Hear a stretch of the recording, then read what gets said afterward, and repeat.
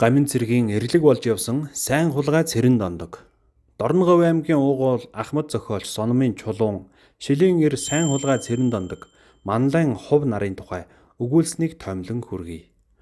Хорог баянгийн хэзэд цэрэн дондог гэдэг сайн хулгайчээр өөрт оногдсон үйлээ бүр өвгөн болтлоо таталгүй явсаар өөд болсон гэж нэг бус удаа сонсож байлаа. Сайн хулгай цэрэн дондог хаяага хадардаггүй харц олон дээлтэй сайн ир явсан шиг байгаа юм. Манай нутагт өмнө газрыг зорддог их шар замын ором өдгөөч өвс шарилж ургасан өргөн хотгор болон зурайж умар зүгийг барин одсон нь тов тотгоон бий. Энэ замыг олон хятад данжаадыг шоглон хулуулж насыг илээсэн гэдэг юм. Сөг хэмээх элбэг сайхан ус булагтай баян бүрднээ нутаглах Дэмбэрлийнхэн эсгий хийх гэж байсан цаг юмсанж. Цэрэн дондог нэг өдөр тэднийхээр буухдаа та нарын эсгий хийх өдрийг би зааж өгье. Хүлээж байгаарай гэсэнд цаадуул нь үгүй гэсэнгүй. Цэрэн дондог хаашаа ч юм явж одоод хэд хоноод давхиж ирэхтэй. За өнөөдөр эсгийгээ хийгээрэй гэж хэлээд өөрөө зар тараахаар явж. Төлгүй нутгийнхан цуглаж хүм мал багшран твхийсэн эсгий дэлгэн тавьсан жингүүдийн цагаар хавиргын баруун ингэрээр олон адууны тоос улав босоод иржээ. Энэ нь хятад газарт хүрэх их актын бараа байлаа.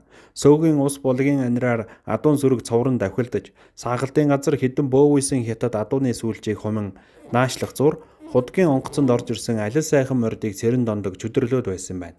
Төрүүчийн адуу усууж ханаад гарч ирж байхад товарчин хятадууд хурж ирсэн ч мөнөөх чөдөртөө мордыг үл анзааран орхих мөртлөө энэ морд бидний адууг дагаад явах нэ мордоо аваарай гэж хэлээд адуугаа тууж одсон гэдэг.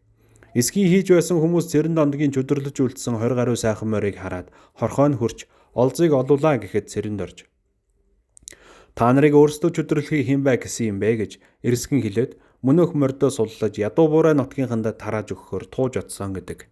Арга залтай цэвэрхэн хулгайч гэж бас байдаг ажээ. Шилийн эр цэрэн дондог тэртээ 20-од оны үед Хятадын гамин цэрэг Монголд орж ирээд харгислал үйлдэх үед иргэнийхээ үргийг нэр төртөө гүйцэтгсэн төвхтэй.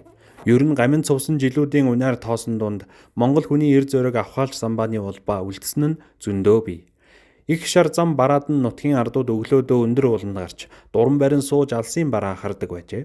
Олондоо муу юмсын сураг дамжуулж аюул сүрлээс хамгаалж явсан өндөр мо гэдэг сайн эр шороот бичигтэр нутаглаж байжээ. Тэрбээр анг өрөө харах нэрээр нэгэн зунжин уул хадан сууж олон цөөн гамингийн ирж яваа сураг гарган амьтан хүн мал ахуйгаа өмөрч үлдээснийг нутгийн хөгшчүүл ярьдаг юм. Өндөр янхгар биетэй эрүү түүш өргөн тэрбээр ганц нэг гаминтай тааралдахад айж сүрдэхэр огт биш байж. Нэгэнтээ 3 тимээтэй гамин цэргүүд гарч ирлээ гэдэг хэлийг бэлгийн айлд хөргүүлсэнд мөнөөх айлынхан уулга алдан дутааж өгч гин. Холоо очиж амьсгаа даран байтал гэртээ уяатай хүүхдээ мартсан байжээ. Сандран гүйж ирэхэд мантахар цагаан хүү юу ч болоогүй юм шиг унтаж хөвцсөн тухай шог хоржоонтой яриач байдаг. Гамин замдаа тааралдсан айлын адуу малыг дээрэмдэн тууж явах нь их байж унаач болдог, хоолч болдог байсан нь тэр. Тэр цагт сайн эр цэрэн дондог хоргийн хэцийн нэг аманд гамингуудыг отож байгаад тууж яваа малыг нь дээрэмдээд эзэдт нь өгдөг байсан гэдэг.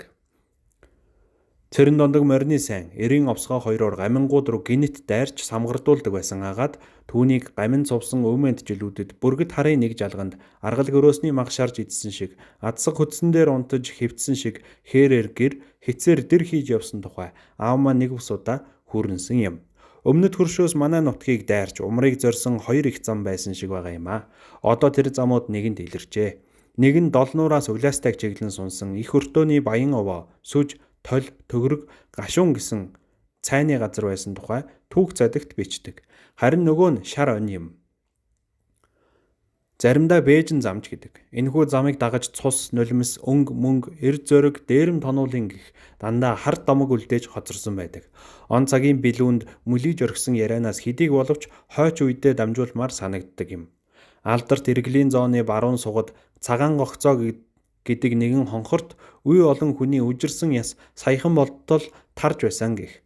Гамин цувсан жилүүдэд хазгар майн зав тэргүүтээ нутгийн сайн эрчүүд гамин цэргүүдийг тосон очиж алж хятаад хүүрийг нь энд овоолсон гих яриа бий. Үнэн худлыг хинч нотолсонгүй. Хазгар майн зав нь зүгээр нэг шилийн эр биш. Богд хаан тулсын үеийн баатар эр байсан нь түүхэн үнэн юм. 1921-с 22 онд Хягт хүрээ ерөө хараа орчмоос ам зулбан зугтсан гамин цэрэг хэсэг хэсгээрээ нутгаа тэмцэн зугтахдаа замдаа дээрэм тонуул аллаг хядлага үйлдэж явсаар нутаг нутгийн сайн эрчүүдийн занаанд орсон байдаг. Тиймээс гамингууд сүүлдээ муу санаа агуулж ганц нэгээрээ шөнийн харанхуйд уулын жалга бараад нь зугтдаг болсон гэдэг. Сайн дийлд нэг айл хаваржж байжээ.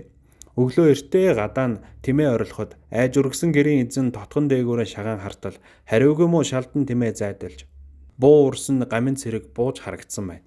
Зуурын зайд сандарсан эцэг эх хоёр 5 настай охиноо айргийн суулганы ард тэрэлгээр хучиж орхиод хөдөлж болохгүй гэсэн хоёрхан үг хэлээд бүлтэлцэж байтал нөгөө гамин орж ирээд хоёронтоо буу тас хийлгэж гэрийн эцдийг хөнөөгөөд цайн хоолны шавхруу гударч аваад гарч утсан байна.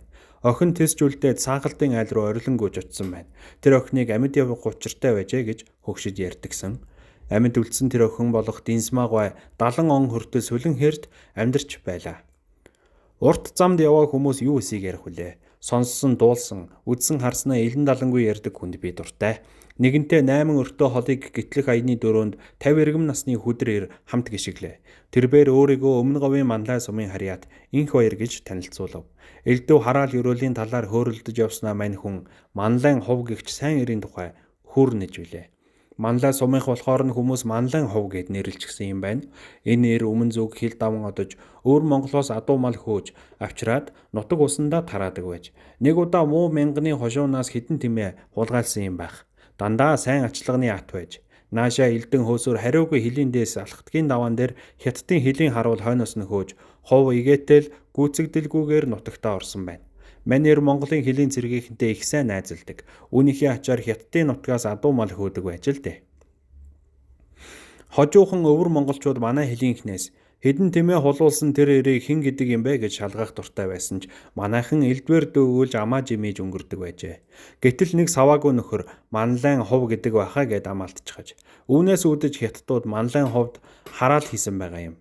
Тэд манай хилийнхэнд манлайн ховын үр удмыг таслана гэж занал хийсэн үгээ дайн хэлүүлсэн гэдэг юм. Сайн эр хов дөрвөн сайхан хүүтэй байж харамсалтай нь ховын хөвгүүдийн хинэнч үр хүүхэдтэй болоогүй юм билээ. Чаддаг хүний ондог хараал гэж байдаг бололтой.